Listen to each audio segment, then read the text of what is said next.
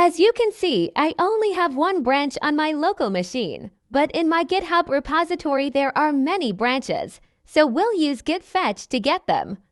Let's get started.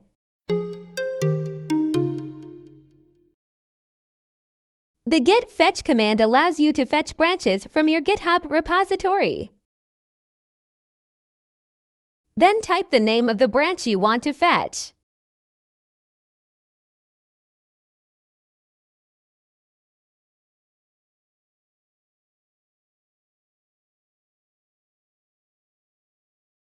As you can see, there are no branches on our local machine, so let's fix that.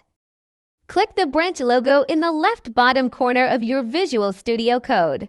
Select the branch you want to fetch.